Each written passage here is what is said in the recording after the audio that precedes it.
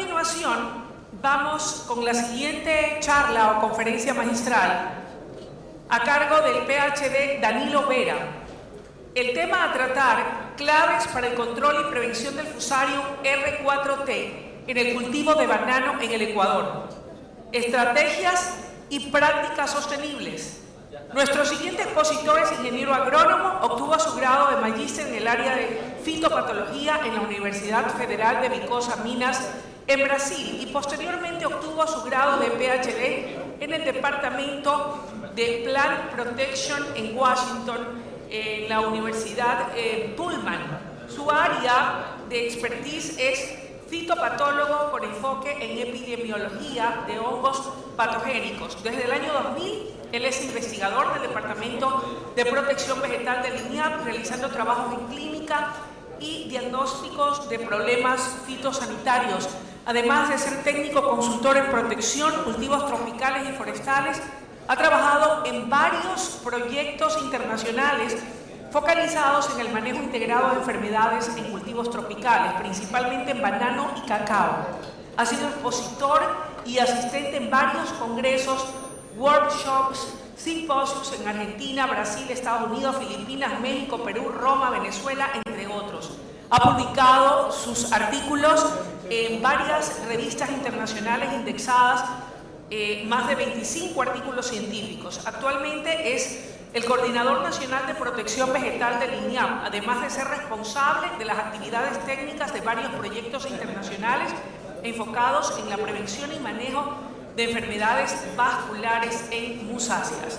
Sin más preámbulos y luego de dar a conocer su amplia hoja de vida, recibamos con un fuerte aplauso al PhD Danilo Vera y su tema claves para el control y prevención del Fusarium R4T en el cultivo del banano en Ecuador. Bienvenido, doctor. Bien, muy buenos días a todos. Para mí es un placer estar aquí en Banana Time. Hoy vamos a hablar sobre un tema que yo pienso es sumamente importante. La mayoría de ustedes, yo creo que sobre raza 4, han escuchado por mucho tiempo. Y hoy les traigo algo un tanto diferente, ¿no? Algo que muchas veces de pronto no está tan observado, presente en lo que se respecta a este problema. Y vamos a hablar sobre aspectos epidemiológicos y sobre todo principales claves, yo diría, sobre estrategias de manejo y de prevención de este importante problema fitosanitario. Dentro de los temas que vamos a tratar el día de hoy, obviamente hablar un poco sobre la importancia de la raza 4 de Fusarium a nivel del país, los fundamentos, ojo con esto, fundamentos de las medidas de prevención, el conocimiento del agente causal. Eso yo creo que es una parte sine qua non que nosotros debemos conocer para poder desarrollar estrategias, en este caso de prevención, que todavía no tenemos el problema, pero las estrategias de prevención son fundamentales para establecer estrategias de manejo. Obviamente los factores que promueven la dispersión del patógeno, esta es otra situación que nosotros necesitamos conocer, sobre todo para poder entender y para poder establecer por qué son tan importantes las medidas de bioseguridad. Y finalmente, obviamente, las estrategias de prevención y prácticas sostenibles de manejo. Bien, yo creo que está hasta de más decir lo importante que es Fusarium raza 4, no solamente para el país, sino para el mundo entero, en cuanto tiene que ver con la parte de las musáceas. Actualmente, como ustedes conocen, más de 135 países a nivel mundial producen banano. Y si nosotros podemos observar el mapa, ustedes lo que está en rojo pueden observar en dónde se encuentra Fusarium raza 4 en este momento. Y donde nosotros estamos sumamente preocupados es precisamente en esta área de aquí. Tenemos a nuestros vecinos Colombia y Perú, que ya están afectados por raza 4, Más aún, en el caso de Perú lo tenemos a 60 kilómetros de la frontera y obviamente también Venezuela. Desde el 2018, que apareció en Colombia, el 2020 en Perú y el año pasado en Venezuela, ¿no es cierto? Entonces, el riesgo, ojo con esto, el riesgo que nosotros tenemos es sumamente alto. Bueno, pero el día de hoy no es mi intención aquí venir a alarmarlos, pero sí hacer un llamado de atención de que estamos nosotros ya en la obligatoriedad de empezar a desarrollar estrategias de prevención contra este problema fitosanitario. Por favor les pido, y al final de esta charla yo sí quisiera y esperaría que por lo menos salgamos de aquí diciendo, bueno, voy a comenzar, los que no han comenzado obviamente, a establecer mis medidas preventivas para desarrollar o evitar que este problema llegue a mi plantación. Eso es sumamente importante. Lo que representa el banano en Ecuador, yo creo que desde el día de ayer de la inauguración se ha hablado muchísimo sobre esto. Yo solamente de todo lo que se ha mencionado aquí quiero dar énfasis en esta última parte de aquí, que el resto ustedes lo conocen y lo saben. Alrededor del 38% del Producto Interno Bruto del país, el Producto Interno Bruto agrícola me refiero, es gracias a la industria bananera. Yo creo que está de más decirlo, con eso la importancia que tiene este cultivo. Y ojo con esto, no es solamente para los agricultores, la industria del transporte. Alrededor más del 90% del transporte pesado, ya ustedes se imaginan que transportan, ¿no es cierto? Cajas de bananos, suministros para bananos. Entonces, no es solamente la industria bananera per se como tal que está afectada, sino también la industria del transporte, la industria del plástico, la industria del cartón, los comedores. Ustedes saben la mayoría de los comedores que quedan en las vías, ¿quiénes son las principales personas que lo utilizan? Son los transportistas precisamente. Entonces, un problema fitosanitario como el que les voy a hablar el día de hoy tiene una trascendencia sumamente importante. Y para el Ecuador, quiero repetir esto, para el Ecuador esa trascendencia es sumamente mayor. La responsabilidad no es solamente del gobierno, no es solamente de las instituciones de investigación, no es solamente de los agricultores, de los dueños de las plantaciones. Esta responsabilidad es de parte de todos, inclusive del señor que trabaja en la finca, de la señora o del otro señor que también cocina en la finca.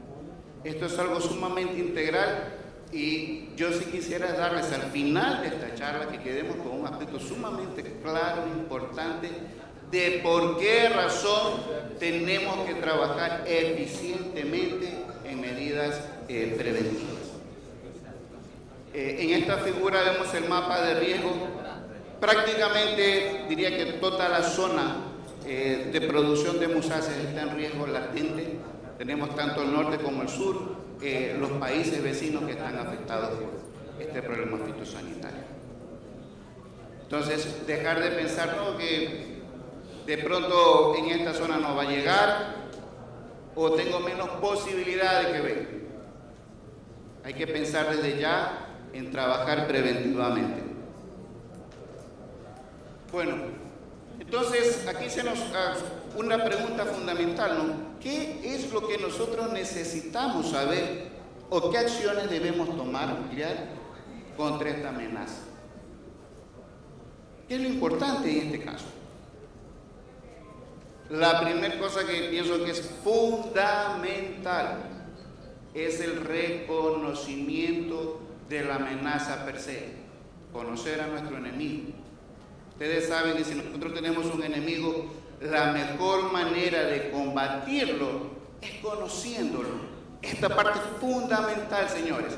Y hoy durante la charla vamos a hablar un poquito sobre el enemigo que tenemos para determinar y conocer qué cosas, su ciclo de vida, cuáles son los hospederos, en dónde él se hospeda, cuáles son las condiciones que predisponen el desarrollo de este problema fitosanitario. Cosas que son fundamentales para qué, vuelvo y repito, establecer las medidas preventivas o de manejo del problema. ¿Cuáles son los factores de diseminación? ¿Qué estrategias utiliza este patógeno para diseminarse? ¿Qué estrategias puedo desarrollar yo como agricultor para evitar que se disemine? Fundamental. Una vez que conozco a mi enemigo, ya sé cómo actúa, sé cómo ataca, qué es lo que le gusta, qué es lo que no le gusta, establezco mis estrategias de prevención. Y esas estrategias de prevención, el orden de los factores no altera el producto, definitivamente no. Una de ellas es la principal medida de bioseguridad. Y yo estoy seguro que la mayoría de ustedes ha venido escuchando esta palabra de medidas de bioseguridad hace mucho tiempo. Y lamentablemente, ojo, le digo esto, lamentablemente la mayoría no está aplicando las medidas de bioseguridad de manera adecuada. Y siempre nos hemos preguntado, ¿por qué razón eso? ¿Qué es lo que está ocurriendo? ¿Saben por qué? Una de las principales razones por la cual se puede determinar esto, precisamente por lo que le hablé en el slide anterior, desconocimiento. Eso es importante tener en cuenta. Otra estrategia de prevención, la salud del suelo, importantísimo. Algo que lamentablemente también hemos venido descuidando muchísimo. Conocer la microbiota que existe en el suelo es sumamente importante. Multiplicarla, desarrollarla para que de esta manera podamos tener un suelo supresivo o un suelo que presente resistencia hacia este patógeno. Ojo con esto, no estoy hablando solamente de la planta, estoy hablando del suelo, que es también sumamente importante poder establecer o tener otro aliado hacia nosotros para poder combatir este problema fitosanitario que ya nos está tocando las puertas. El uso de agentes de control biológico, los bioestimulantes, sumamente importante. En otras charlas estoy seguro ustedes van a poder tener en consideración varios productos que son muy interesantes, bioestimulantes también, son opciones. Y aquí también quisiera dejar en claro otra situación. Una sola medida no es suficiente. La intervención de varias medidas son las que nos van a ayudar a nosotros a desarrollar o establecer una estrategia que sea adecuada, ajustada, ¿a quién? A las condiciones de cada uno de nosotros, a las condiciones de cada uno de nuestras fincas. Esto de aquí es sumamente importante. Otro detalle que también es fundamental es el que estoy escribiendo en la última línea: respetar reglamentaciones gubernamentales. No voy a hablar tanto en detalle sobre aquello porque sé que va a haber un técnico aquí, o varios compañeros, colegas de agrocalidad que van a hablar sobre esto. Pero esas medidas reglamentarias no fueron desarrolladas para establecer molestia a los agricultores. Por favor, eso es importantísimo. Son medidas que fueron desarrolladas para reducir o para prevenir el ataque de este problema fitosanitario. Hay que considerarlas y tomarlas muy en cuenta. En caso de que llegue, bueno, ¿cuáles serían las estrategias de manejo ahora? Una de las cosas principales definitivamente en todo método de control es el mejoramiento genético. Hoy en la tarde vamos a tener la charla de un colega de Edson de Brasil, que tienen más de 50 años desarrollando estrategias de mejoramiento genético en banano, y tuve la oportunidad de conversar con él ayer. Existen muchas cosas sumamente interesantes y en la tarde de hoy vamos a discutir sobre aquello, ¿no? Entonces va a ser un tema sumamente importante. El manejo de los focos. Y ojo con esto, el caso de Fusarium raza 4, que todavía, gracias a Dios, no lo tenemos aquí en el país, pero que tenemos tenemos al moco, es una enfermedad que tiene, podríamos decir, el patosistema, la forma de acción bastante parecida, a pesar de que Ralstonia es una bacteria y en este caso raza 4 es un hongo. La forma de acción, la forma de atacar son bastante similares. ¿Qué significaría eso? Que la estrategia que nosotros podamos desarrollar o establecer precisamente pueden ser también similares, con ciertas diferencias nada más. Eso también nos da otra pauta. Si nosotros empezamos a hacer bien las tareas con este problema que tenemos de moco, es seguro que vamos a tener también buenos resultados con este asunto del problema de raza 4. Prácticas culturales, manejo.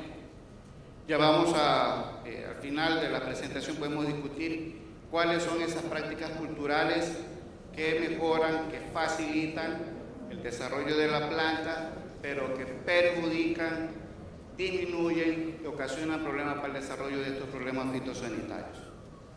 Obviamente también dentro de la estrategia de manejo no podemos descuidar la salud del suelo, ¿no? Agentes de control biológicos, estimulantes. Y otro detalle importantísimo, señores, la comunicación. Precisamente lo que estoy haciendo en este momento yo. Es responsabilidad de cada uno de ustedes, cuando regresemos a nuestras fincas, comunicar cuáles son estas medidas preventivas o cuáles son las que mejor se podrían ajustar a nuestras necesidades. ¿A quiénes? A las personas que trabajan con nosotros. Ellos son los que hacen este trabajo. Escuchaba a Miriamcita antes que mencionaba la clave está que en el enfunde temprano por el asunto del tiempo, ¿cierto? ¿Quién realiza el enfunde temprano? El trabajador. Y hay que comunicarle eso al trabajador, pero hay que explicarle el por qué tiene que hacer ese enfunde temprano. No es porque se le antoja al dueño de la plantación. Esto de aquí es algo sumamente parecido. Y es donde tenemos que tener mucha consideración. Bueno, ahora vamos a hablar sobre el género Fusarium que tanto se habla. La primera cosa que es importante que conozcamos es que es un hongo cosmopolita. Está en todos los suelos del mundo. Podríamos decir, el género Fusarium como tal general está presente en todas partes. Generalmente cuando hago los estudios análisis de laboratorio, para mí honestamente es raro no encontrar Fusarium, sobre todo en un suelo. Siempre está presente. Del género Fusarium actualmente se conocen alrededor de 300 especies, pero también se sabe que existen otras 300 o tal vez más especies que desconocemos. Es muy posible que este hongo haya estado persistido desde hace mucho antes de los seres humanos. Ha evolucionado, ha desarrollado esa capacidad de mantenerse en el ambiente, en el mundo. Y dentro de ello, esta especie Oxysporum es la que vamos a hablar el día de hoy. Pero de esas, también mencionarles que de esas más de 300 especies de Fusarium, alrededor del 5, menos del 5% son patogénicas, es decir, causan enfermedad, no solamente a la planta, sino también al hombre y los animales. El 95% de esas especies, o sea, la gran mayoría, son benéficas. Tienen un rol importantísimo, señores, en la descomposición de materia orgánica. Un rol importantísimo, señores, en dar facilidad de nutrición a las plantas. Entonces, esto es importante que lo tengamos, que lo conozcamos para no satanizar a este género que es sumamente importante y que forma parte fundamental de la salud del suelo. Pero el día de hoy me voy a enfocar en el género fusario. Este género fusario, debido a, sobre todo, bueno, creo que no les había mencionado, para nosotros reconocer los hongos nos basamos en sus estructuras reproductivas, es decir, las conidias, las esporas asexuadas, las cuales para su forma nos permite nosotros identificar. Y dentro de ello el género fusario produce 3 tipos de esporas o semillas, como ustedes lo quieran llamar. Las microconidias, que son estas estructuras pequeñitas que ustedes ven aquí, microconidias, y las macroconidias, que son las de la forma precisamente como de bananita tienen, ¿no? Y otra espora que es sumamente importante y es por la cual este organismo tiene una altísima capacidad de sobrevivencia, es precisamente las clamidiosporas, estas estructuras redondeadas que ustedes pueden observar. ¿Cuál es la característica y por qué produce estos 3 tipos diferentes de semilla o de esporas? Las micro y macroconidias les permite a este organismo en un tiempo determinado, corto, podríamos decir, establecerse, desarrollarse y multiplicarse. Las macroconidias son estructuras, podemos decir, de resistencia. Esas pueden permanecer en el suelo por muchísimos años. Y condicionan, son una de las principales fuentes de diseminación. Las micro y macroconidias, fuentes de diseminación cortas. Las macroconidias, fuentes de diseminación un poco más largas. Esa es la razón principal por qué se recomienda cuando se elimina un foco infeccioso, no podemos volver a sembrar enseguida.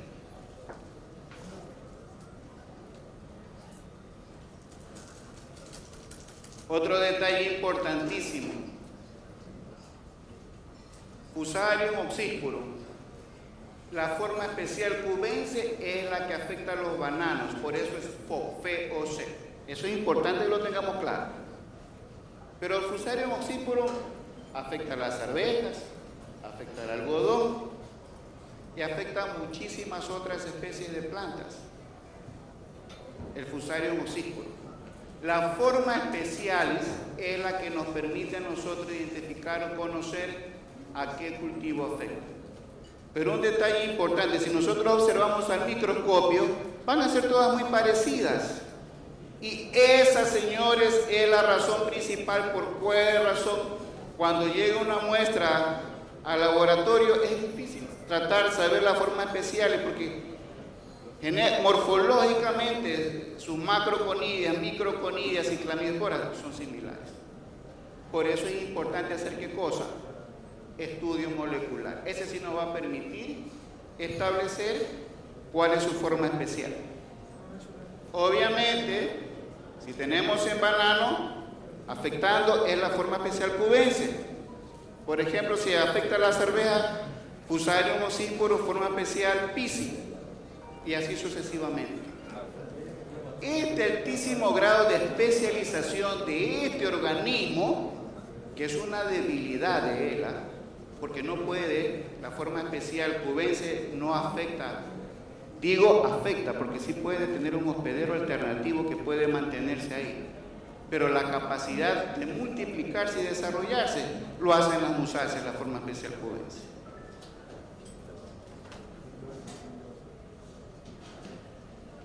Y retrocediendo un poco, aquí viene la importancia, ¿no?, de esto. Dentro de esa forma especial cubense tenemos también las conocidas razas. Ustedes habrán escuchado, por ejemplo, la raza 1, que afectó hace muchos años aquí el país y nos hizo cambiar obligatoriamente de un cultivar, acuérdense, el Gros Michel pasamos al Cavendish. La raza 1 afectaba exclusivamente banano, tipo Cavendish y los manzanos, que ustedes recordarán, ¿no? Que ya hay un poco aquí a nivel del país.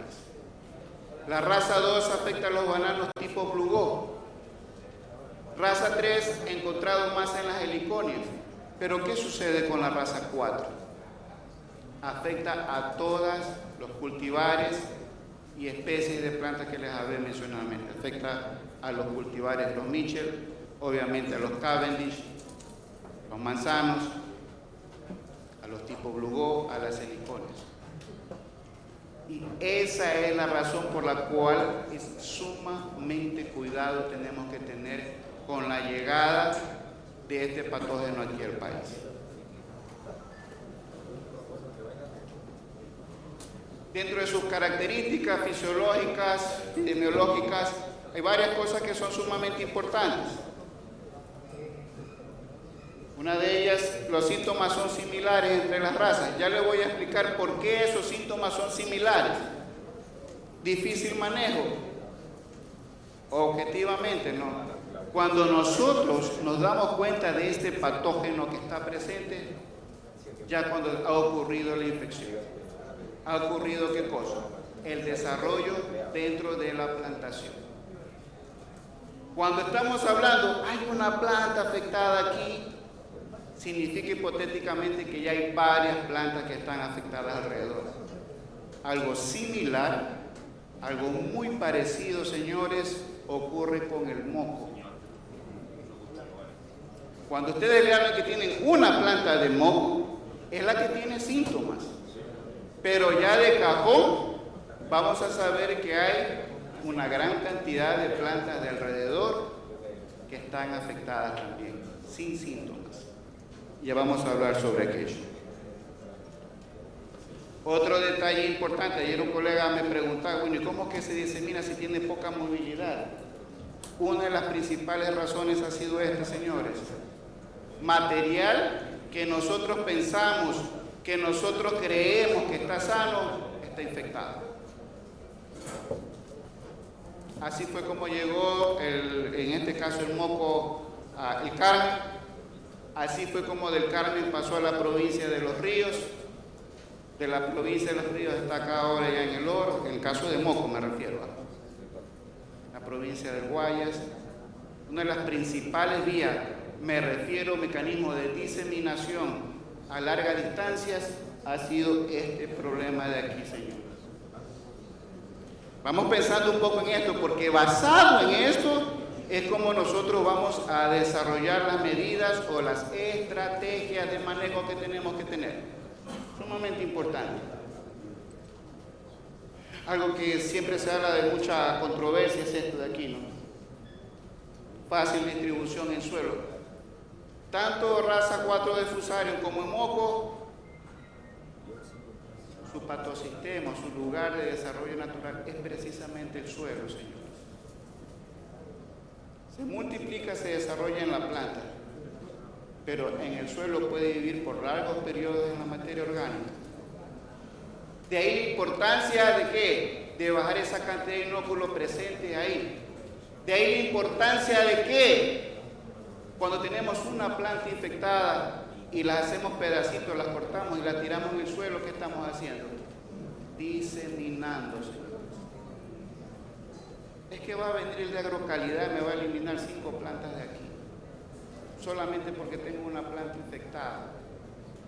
Entonces, la viveza criolla, no, yo la corto, no pasa nada. Estoy simplemente diseminando el problema. Sumamente importante.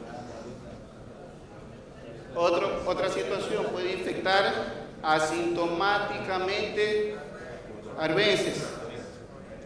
¿Qué es lo que tengo que hacer? Ya vamos a discutir sobre aquello. Las clamidósporas, que son las estructuras de resistencia de este hongo, pueden permanecer por un largo periodo de tiempo. La literatura menciona que esta clamidospora puede permanecer más de 30 años. Pero bueno, así es cierto, tengo un colega que ha tenido clamidosporas de Fusarium guardadas y él me comentaba que ya a partir del 5º o 6º año la viabilidad de esas clamidosporas comienza a descender drásticamente. pero aún así es altísimo tiempo. Este principal proceso de difusión se da planta a planta. No va a caminar, no va a volar, no es como la cigatoca negra. El aspecto es diferente, la forma de desarrollo de este patógeno. Usted sabe que en el caso de cigatoca negra, el viento es una de las principales formas de diseminación. En el caso de Fusarium, y si vamos a hablar de moco, la misma situación. Esa no es la vía que él utiliza o emplea para diseminarse. ¿Cuál es la vía que emplea para diseminarse? Ya hemos hablado. El suelo. Material vegetal contaminado que nosotros mismos nos encargamos de qué cosa, de llevar hacia otro lado.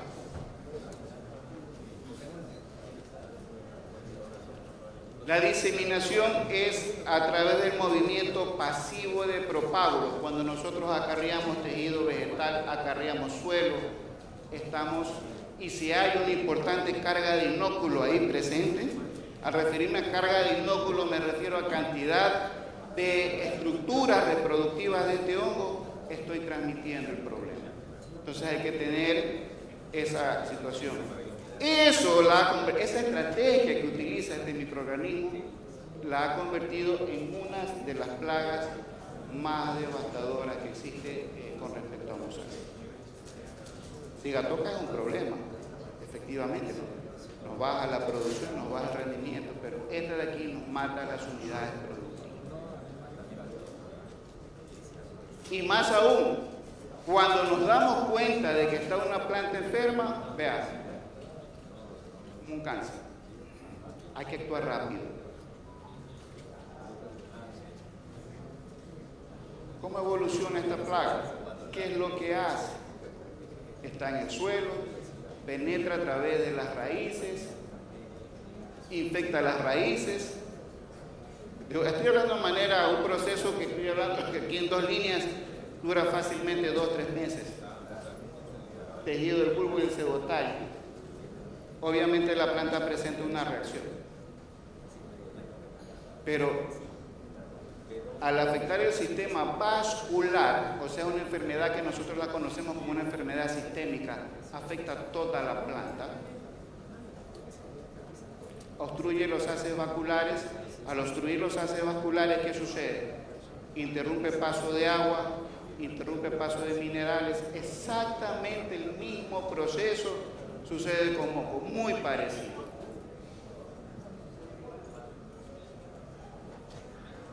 Aquí podemos observar un síntoma muy típico, ¿no? Estas son las famosas tilosas. Y aquí todavía yo no puedo ver, pero unos pequeños puntitos o filamentos es lo que nosotros como conocemos que ya ocurrió la infección.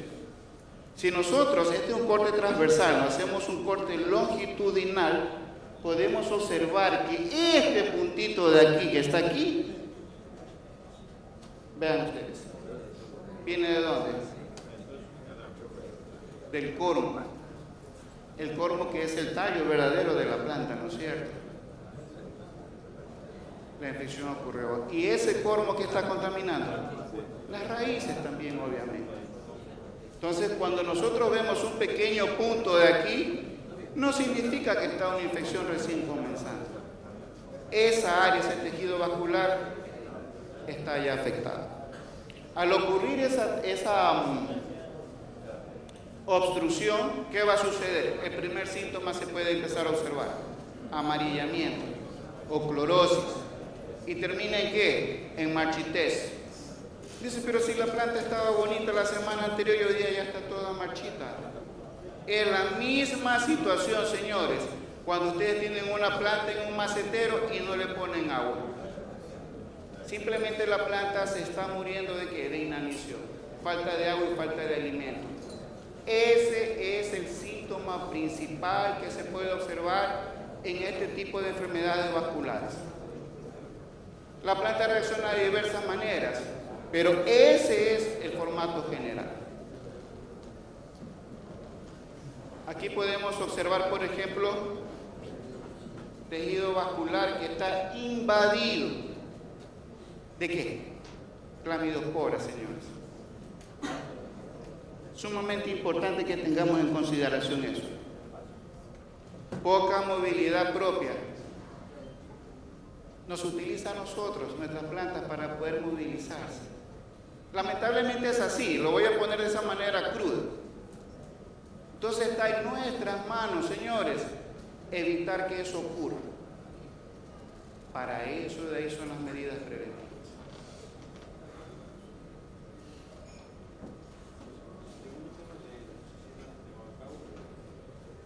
Factores de dispersión. Aquí tenemos que ver varias cosas.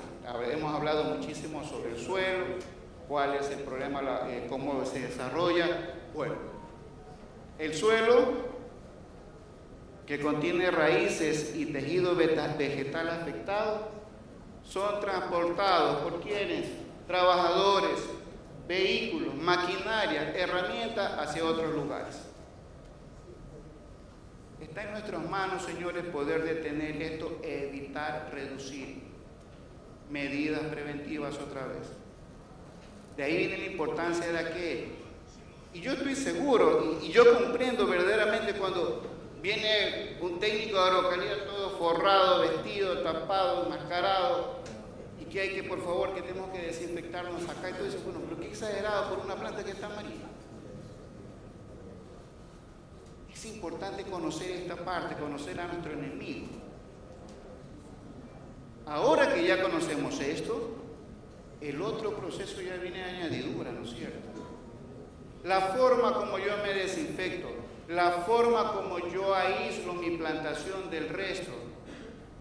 Y yo puedo desarrollarlo de diferentes maneras. Puedo establecer una fence o puedo establecer una, qué sé yo, una pared si quiero, puedo poner caña o puedo colocar una cercavida. Cualquiera de esas tres cosas funciona, pero lo que viene, el concepto detrás de ello es lo que más importa. ¿Cuál es el concepto detrás de ello? Evitar que gente penetre ahí y vaya a contaminar eso. Eso es lo importante. Otro detalle importante, ¿no? Las arbences en el suelo pueden servir como hospedero alternativo. El hongo ahí se establece, se mantiene, se desarrolla y se puede multiplicar poco. No lo hace de la manera como lo hacen las musáceas en un banano correspondiente. Pero ¿qué le permite? Mantenerse. Esa es la razón principal por la cual el caso de moco es algo sumamente similar. Cuando se les dice el foco que fue erradicado, los que ya tienen moco, estoy seguro algunos de ustedes deben tener, tiene que estar libre de malezas. Te van a decir, bueno, ¿para qué tengo que controlar malezas si la gente no pasa ahí? ¿Cómo se va a diseminar? No, no se disemina, pero se mantiene. Entonces, si yo quiero volver a sembrar, en el caso del moco, me refiero al caso del moco específicamente. Si yo quiero volver a sembrar en algún tiempo determinado, necesito tener eso bien arreglado. Con fusario la situación es distinta. He tenido la oportunidad, por ejemplo, en Australia, que es uno de los casos, yo diría, de mayor éxito. Las condiciones son diferentes, no podemos comparar. Pero desde los focos que ellos erradicaron las plantas enfermas, no erradicaron las A4, el hongo está ahí en el suelo. Hasta el día de hoy, del 2014, 2015 que apareció el problema, ya no han vuelto a sembrar en esas áreas. Porque saben que está presente aún. Obviamente que son áreas pequeñas. Han podido reducir a la mínima expresión eso, y eso es sumamente importante. Material de plantación. Esta es otra situación que siempre, no es que mi vecino me vendió mucho más barato aquí, está cerquita. Vean, señores, eso tiene que quedar clave, así les digo, clave, material sano. Y no quiero decir material que aparenta ser sano. Material sano, vuelvo y repito, es sumamente importante nuestro material que nosotros vamos a utilizar. Si ustedes saben que usted va a comprar un material que viene de una área, de una plantación de moco, vean, ni se les ocurra siquiera, ni se lo den por regalado, así les digo fácilmente. Material es sumamente importantísimo. porque es difícil discernir una planta que esté afectada o no. Entonces no dejar lo cierto por lo dudoso. Plantas madres transmiten a la descendencia, sea el hijo, que este suele ser asintomático muchas veces. La infección ocurre después.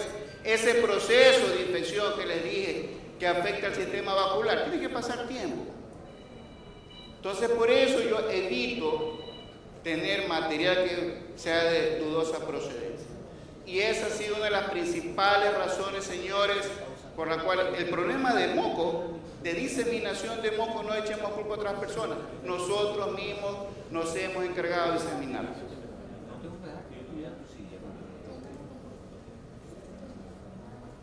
La transmisión por fruta no está definida. Hasta el momento, no sé de aquí a mañana puede ser, pero hasta el momento, de lo que se conoce, raza 4 no se lo ha encontrado en fruta. Se lo ha encontrado en raíces, tallos, pseudotallos y escasamente en hojas, pero en fruto hasta el día de hoy no se ha encontrado. Situación completamente distinta con lo que ocurre en moco, ¿no es cierto? Condición que tenemos que saber, por favor, es importante para establecer medidas de manejo. Otro detalle importante, el agua. Las lluvias fuertes golpean el suelo y las gotas cargan material y pueden acarrear. Y aquí viene una gran controversia, señores. ¿Cómo hago si tengo mi vecino que tiene más arriba sembrando mi plantación y él está con moco, o en caso Dios no quiera venga la raza 4? La cantidad, ustedes se imaginan la cantidad de agua, la cantidad de milímetros cúbicos de agua que pasan. Entonces tiene que haber una cantidad altísima, sumamente alta, de inóculo arriba en las otras plantaciones para que tengamos nosotros una chance de estar afectados. ¿Qué podemos hacer en ese caso? Yo conversaba con una colega de Colombia y ella mencionaba, mira Danilo, el problema de moco, hablando de moco, y perdón que yo diga, o sea, mezcle un poco estos dos problemas fitosanitarios que son muy parecidos, me decía, es una enfermedad gubernamental. ¿Por qué? Porque con medidas muy específicas, si nosotros respetamos esto, podemos avanzar muchísimo. Aquí en Machala me han dicho, ¿cómo hacemos si nosotros regamos por un mismo canal que viene de otras plantaciones? La idea del trabajo aquí, señores, ya sea para moco, sea para raza 4, no es solamente mi plantación, es de la asociación, del grupo que vive ahí. Tenemos que estar todos informados de esto. Uno de nuestros bienes preciados, ¿cuál sería? El canal de riego, señores. Es mi responsabilidad que ese canal de riego en mi área pase limpio. Evitar residuos de cosecha y si tengo plantas afectadas, tratar y evitar que esté al lado del canal de riego. ¿Cómo yo hago con mi vecino que está más arriba? Señores, hay que tomar acciones, denunciar o hablar con el vecino. Agrocalidad, que es la ONPF del país, estoy seguro puede actuar en ese reto, si el vecino no quiere colaborar. Pero es la forma como nosotros podemos establecer o desarrollar estas medidas. Gracias a Dios, el asunto de huracanes y tifones aquí a nivel del país no es común, pero son cosas que uno tiene que evitar al máximo precio. Insectos, animales, honestamente se desconoce todavía el verdadero rol. Sabemos que ocurre infección a través, o sea, transmisión, podríamos decir, ocurre la transmisión a través, en el caso de banano, a través de los picudos, el negro rayado. El rol que tiene cada uno de ellos todavía está por definirse. ¿Qué tanto puede infectar? Pero como dije anteriormente, no dejarlo cierto por lo dudoso. Hay que manejar estos problemas fitosanitarios. Sumamente fundamental. No podemos poner en riesgo nuestras plantaciones si no manejamos bien este problema. Nematodos, heridas obviamente. Para el caso de raza 4 de fusario no es problema, o sea, este afecta, puede entrar, no necesita una herida. En el caso de las bacterias, como es el caso de Ralstonia o moco, necesita obligatoriamente una herida para penetrar. Es fundamental. Heridas, recuerden eso, para el caso de moco. Razón por la cual nosotros tenemos que evitar hacerlo. Es imposible hacerlo, obviamente, en una plantación de banera, pero sí podemos usar estrategias de desinfección para reducir esa chance, esa posibilidad. Si yo tengo un foco o tengo una planta que está en una área que está alrededor del foco, que es mi área de problema ahorita, que tengo que tener cuidado, tengo que establecer medidas adecuadas para esa área que está alrededor del foco, que eliminé, ¿no es cierto? Que muchas veces dice, se erradicó este foco de moco, se erradicaron las plantas enfermas con moco, no se erradicó la bacteria. Eso puede ocurrir después, pero es importante que tengamos esto claro. Erradicamos las plantas que estaban enfermas con moco, la bacteria todavía está ahí. Hay que seguir trabajando para evitar que se siga diseminando. Eso es fundamental.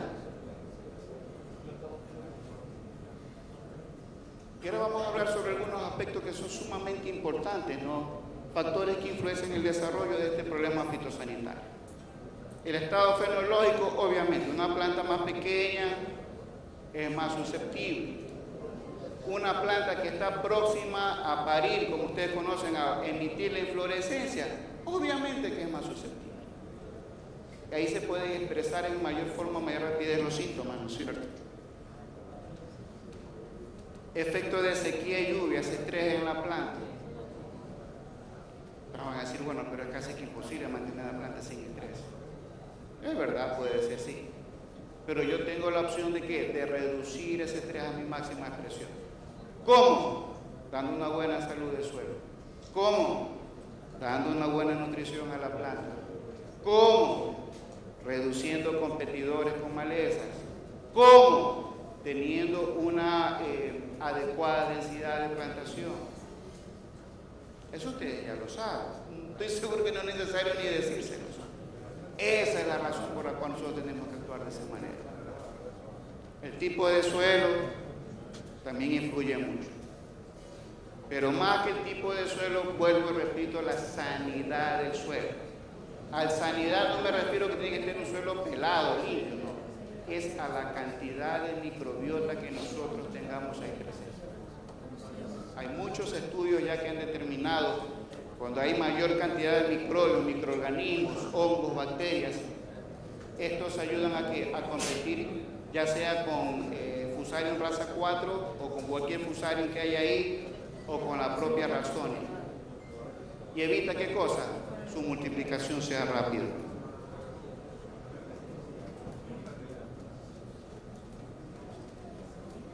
Bueno, ya ahorita tenemos la película un poco más clara, ¿no es cierto?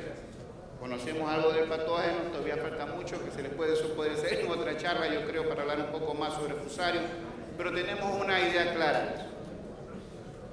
La primera situación es la prevención. ¡No lo tenemos! Perfecto. ¿Qué podemos hacer para que demore más en llegar?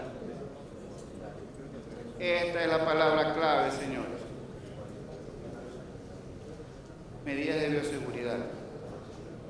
Y ya no voy a hablar mucho en detalle de eso porque sé que tienen presentaciones sobre ello, pero solamente les quiero decir algo.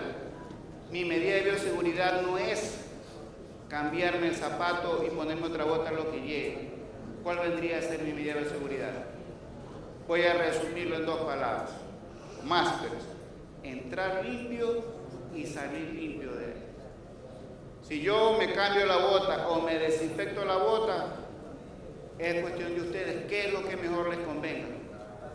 Lo que sí tengo que tener claro es que tengo que entrar limpio ahí a mi plantación. Y no solamente yo, todo el mundo, los vecinos, todos. Este tema de aquí, uso de variedades resistentes, Edson va a hablar más tarde, entonces no voy a decir nada al respecto. Y es otra medida para prevenir y de manejo de control efectivamente. Pero dentro de la prevención es fundamental. Uso de material de siembra sana. Condición sine qua non, señores. Repito, material vegetal sano. Importantísimo.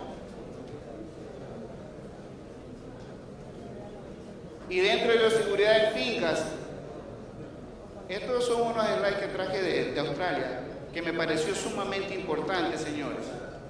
Antes del plan de bioseguridad, lo primero que hay que hacer es información y conocimiento.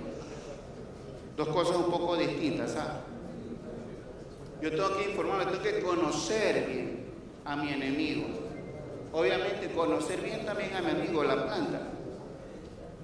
Si yo conozco bien a mi enemigo, conozco bien mi cultivo, con eso de ahí yo que voy a hacer mi siguiente paso, la identificación del riesgo que yo tengo en mi plantación. Si yo no conozco lo anterior, difícilmente yo voy a identificar ese riesgo. Y peor aún, ojo con esto, peor aún, voy a poder desarrollar un plan personalizado. Yo creo que está de más decirlo, ¿no? Aquí la mayoría de los colegas que están aquí saben que cada plantación, inclusive dentro de la plantación, es un mundo entero cada lote que se tiene. Yo no puedo meter todo en un mismo cajón a decirle, ¿sabe qué? El señor de acá, usted tiene que hacer esto, que no. Ustedes, su obligación, desarrollar ese plan personalizado. ¿Pero en base a qué? A lo que han identificado sus puntos de mayor riesgo, señores. ¿Y cómo establecen esos puntos de mayor riesgo? Conocimiento. Yo no puedo decirles a ustedes, porque los que conocen más su plantación son ustedes. Yo no voy a conocer más la plantación que ustedes mismos. Ustedes conocen las áreas que más inundan, conocen las áreas que tienen problemas con sequía, conocen las áreas donde la gente se le mete, conocen las áreas donde andan los animalitos, conocen las áreas que tienen problemas de nutrición. Entonces, ese plan tiene que ser desarrollado por ustedes. Identificación de riesgo de productores, de riesgo por parte de los productores.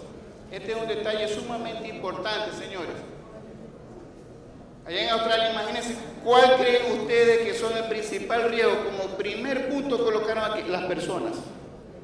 Y dentro de las personas, uno mismo pone. Nosotros mismos somos los primeros encargados de eso. Otro punto, el staff, las personas que trabajan ahí. Visitantes, vendedores, espero que no me escuchen por ahí, personal del gobierno, etc. ¿Qué significa esto? Que esa medida de bioseguridad no es que va para los trabajadores, va para el visitante, va para todo el mundo, señores, incluido uno mismo. Si algún rato por ahí, señores, va Danilo Vera y no se desinfecta, quiere pasar, no le dejen el paso. Puede ir quien sea. La plantación es de ustedes. Y ustedes están respaldados porque hay una normativa de eso.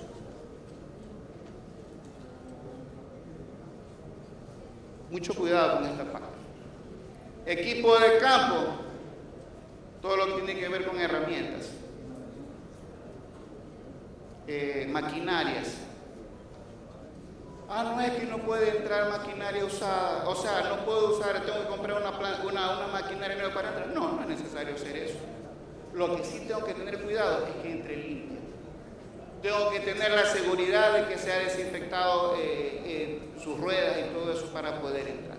Es fundamental. Madera, los animales. Bueno, ya es muy común cazadores, ¿no? Acá no es tanto eso.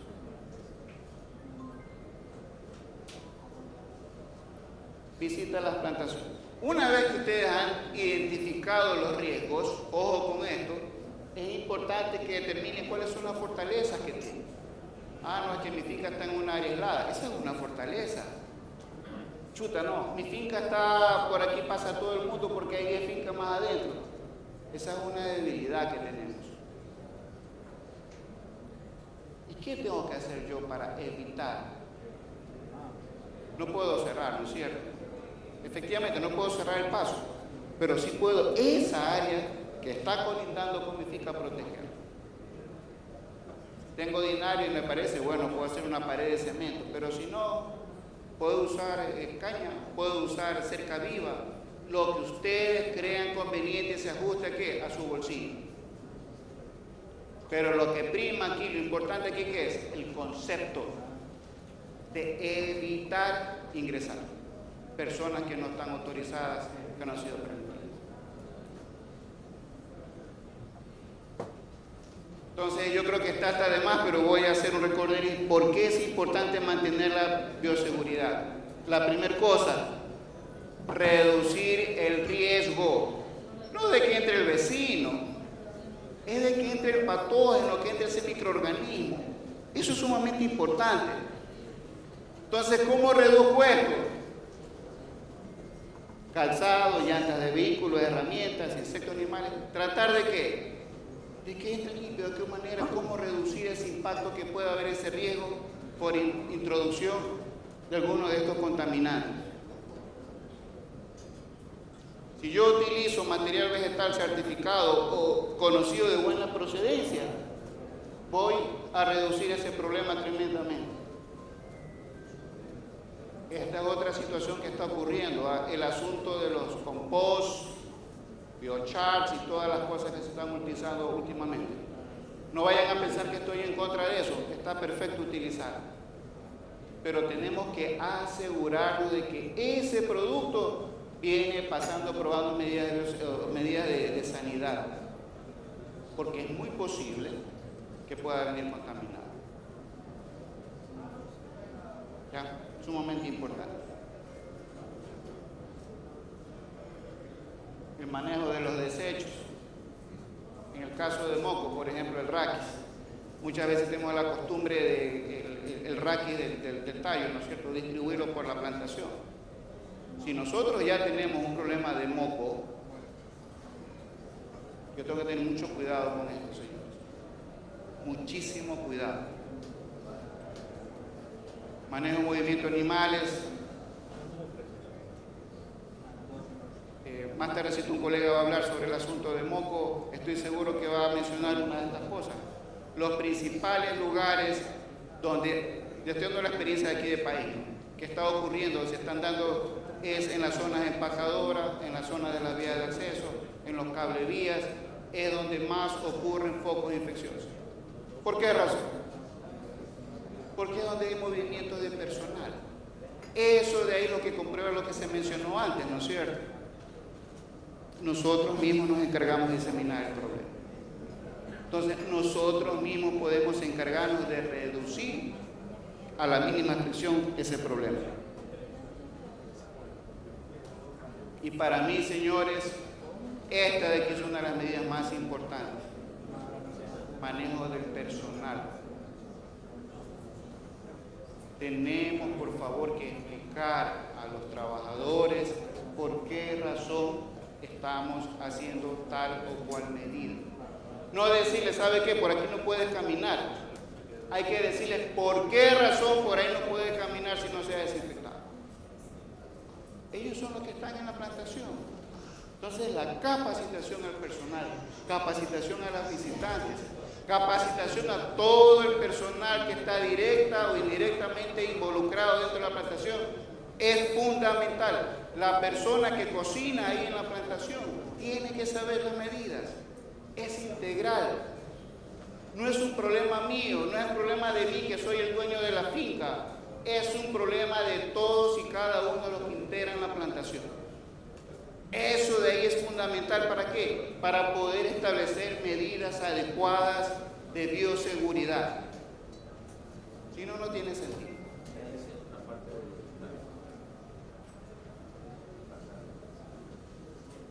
El caso de raza 4, que necesitamos saber dónde está, ¿no es cierto? Yo creo que ya está de más explicado. Los principales lugares donde está es en dónde. Aquí se desarrolla, caso de infección, penetra, se multiplica. Ahí ustedes ven síntomas típicos, ¿no es cierto?, de la enfermedad. ¿Saben lo que yo veo ahí? Bombas de tiempo, señores. ¿Saben lo que yo veo ahí?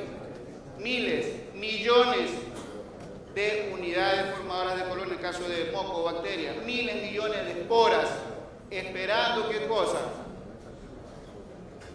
Ser cortadas, trauceadas, pedaceadas y venir ¿a dónde? Al suelo. ¿Para qué? Continuar su ciclo de desarrollo. Una planta afectada, señores, con clorosis inicial, ya se sabe, se conoce que contiene miles de millones, en el caso de foco, esporas.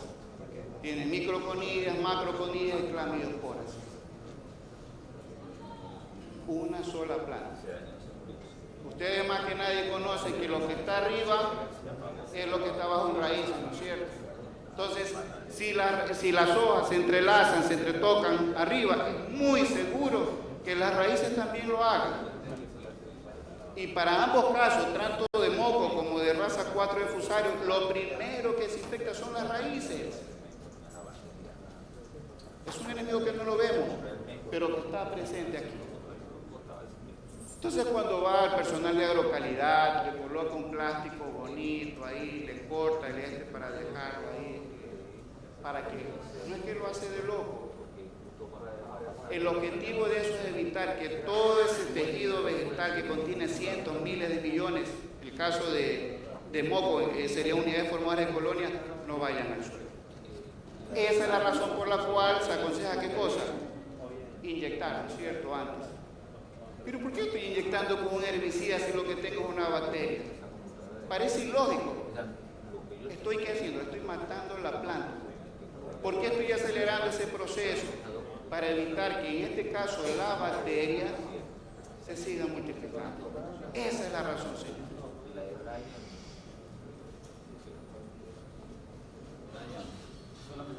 Y les voy a presentar un trabajo que me llamó mucho la atención, que fue desarrollado en Australia por una colega. Ella básicamente, podría decir que modificó una cepa de Fusarium oxyculus para que ésta reaccionara ante luz ultravioleta.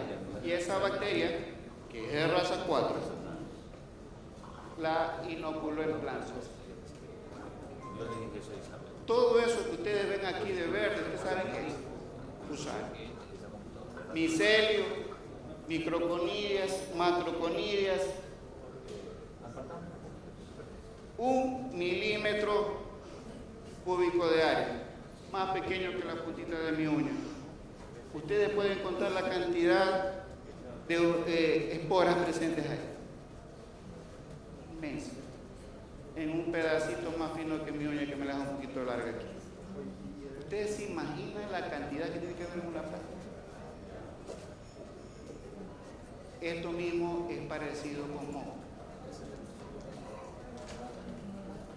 Entonces, por favor, concientizar a las personas de que tenemos una planta afectada. No es solamente una planta, es un hospedero de cientos, miles de millones de esporas que están ahí esperando que nosotros la devolvamos al suelo para que después con nuestros pies, con lo que sea, seguir aumentando su población, infectando nuevas áreas. Entonces, está de parte de nosotros, señores. Esta identificación temprana es difícil. En Colombia me decía una colega que ya ellos no solamente identifican la planta clorótica, están llegando antes porque saben que cuando ya la planta clorótica está. ¿Qué es lo que está sucediendo en la mayoría de las bananeras de aquí? Ya se reporta cuando hay un foco ya grande. Muchas personas que estoy seguro, ya algunos han tenido relativo éxito trabajando. En el caso de moco, el éxito principal es llegar aquí antes con la primera sintomatología para tratar esa planta. El colega va a hablar sobre eso más tarde. Es sumamente importante que tengamos eso en mano. Entonces, las estrategias de manejo no es solamente una, no son varias. Entonces, haciendo un review ya para terminar, importante conocimiento de nuestro enemigo. Hoy día hemos sabido algo, hemos aprendido algo. No es suficiente, pero yo espero, por favor, que después de esta charla tengamos un poco más claro el asunto de cómo es, en este caso, Fusarium, cómo se desarrolla, de qué manera se disemina, cuáles son sus partes fuertes para desarrollarse. Otro aspecto, el primer paso después de conocer a nuestro enemigo es establecer medidas de bioseguridad. ¿Basadas en qué? En el conocimiento previo. ¿Basadas en qué? En el conocimiento del riesgo que cada uno de ustedes tienen en sus fincas. Es una estrategia, señores, es una pelea. Tenemos que ser estrategas aquí. Tenemos que sacar el costo. Es importantísimo saber cuánto nos cuesta. ¿Qué modificación puedo hacer? ¿Qué se ajusta mejor a mi plantación? ¿Qué se ajusta mejor a mis condiciones? Obviamente sin descartar cuál cosa. Sin descartar el concepto, ¿no es cierto? Importante. No quiero que penetre gente que no esté cubierta, que no esté protegida. Entrar limpio, salir limpio. En caso de que ya está dentro, ¿qué es lo que podemos hacer? Contención. ¿Cómo yo contengo? Erradicando focos. A veces no me gusta esta palabra porque, vuelvo y repito, erradico las plantas que están afectadas. En el caso de moco, está ahí la bacteria, continúa por un tiempo. En el caso de fusario, esta continúa por muchísimo tiempo más. Pero, si yo contengo eso, estoy haciendo esta parte que es fundamental, el aislamiento de las áreas que están afectadas. Circunscribo eso de ahí y esperaría que no se siga desarrollando. Importantísimo. Manejo. Hasta que tengamos una claridad en cuanto a variedades resistentes, hasta que tengamos la sanidad del suelo fundamental, uso de material sano y toda, señores, repito, toda aquella medida, una u otra que sea, que nos va a permitir a nosotros que entrar limpio y salir limpio. Muchas gracias.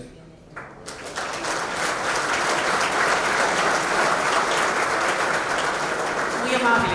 En honor al tiempo, solamente vamos a hacer 3 preguntas. Así que pueden, por favor, vamos priorizando a quienes, mi querida Paola, no hayan preguntado al experto. Y procuremos ser muy puntuales. Se los agradezco. Hola, muy hermosa charla, la verdad. Yo creo que en realidad esto es como el COVID. A la final, a pesar de todas las estrategias que nosotros hagamos para contener la enfermedad, se va a dar, y para el momento en el que se dé debemos tener algún tipo de estrategia, ¿verdad? Entonces, nosotros en la Universidad de IHTEC, nosotros desarrollamos la estrategia de terapia de fagos, que es un tipo de medicina de precisión para controlar esto, por ejemplo, el moco, y trabajamos específicamente con Ralstonia y con la enfermedad del moco. Entonces, la idea es de, como tú dijiste, que el sistema de patogenicidad del fusario raza 4, ¿verdad?, es muy similar al del moco. ¿Ustedes han tratado o han previsto el uso de esta terapia de fagos en contra del fusario? Verdaderamente no hemos trabajado en eso, ¿ves? Pero lo que yo sí quiero es que se esté claro que toda medida que se haga, que tenga la intención de establecerse como una nueva estrategia para el manejo de uno u otro problema fitosanitario, es bienvenido. Una sola medida no es suficiente. El acúmulo de varias medidas es sumamente importante.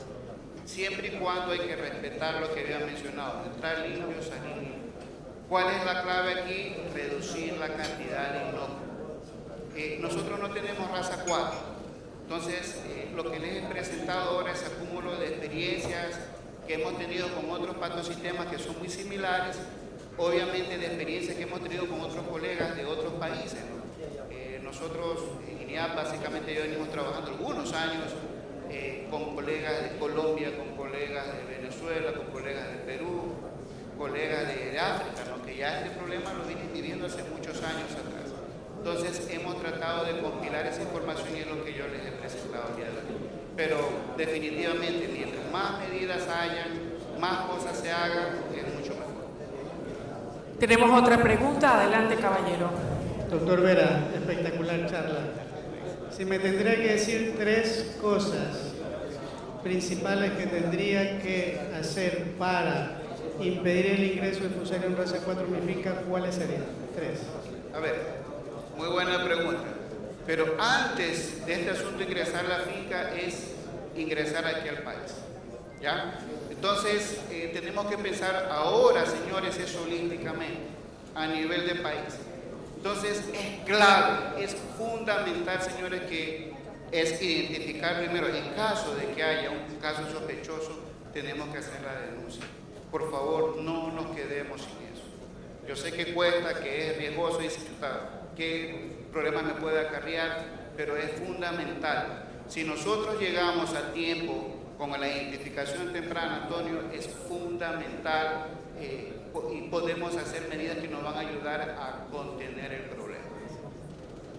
Segunda situación que es sumamente importante, las medidas de bioseguridad es evitar todas, es la integración de bioseguridad, porque si yo solamente desinfecto calzado, pero puede entrar cualquier persona, no tengo cuidado material vegetal, entonces también no funciona así.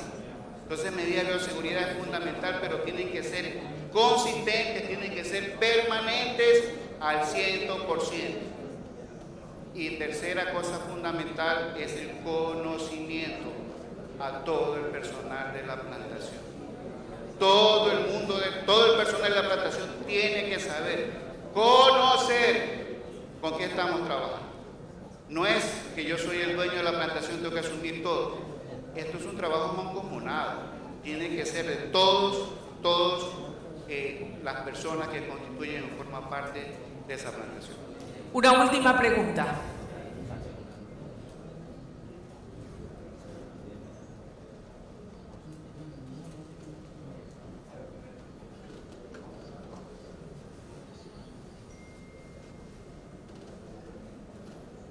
Excelente exposición, doctor. Saludos. Gracias.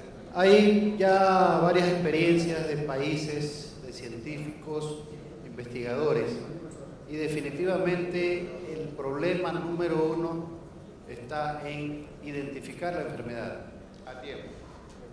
Acabamos de venir de Colombia en el último seminario Santa Marta, y Colombia tiene una muy buena sistema de identificación ayudado por los países, en este caso no estoy seguro si era Corea, que facilita los drones para que funcione muy bien la identificación, que es lo que estamos en pañales aquí y nos está cargando el moco. ¿Hay alguna posibilidad de que el Estado haga convenios, qué sé yo, con consejos provinciales, con alcaldías, para acelerar el proceso, puesto que ya llevamos 2 años en el proyecto de identificación con los drones, con la GIZ, y estamos contra el tiempo? Definitivamente creo que por allí debería ir el ataque de la estrategia. Muy buena pregunta, y les voy a comentar algo.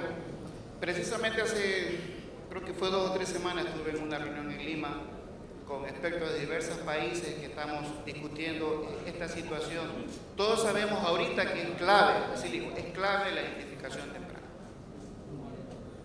Y las experiencias precisamente que usted me habla de Colombia, lo que me mencionaron los expertos es que precisamente hicieron lo contrario. Con este trabajo que están haciendo de identificación temprana, comenzaron hace un par de años, cuando ellos están conscientes de que debieron haber empezado hace mucho tiempo atrás.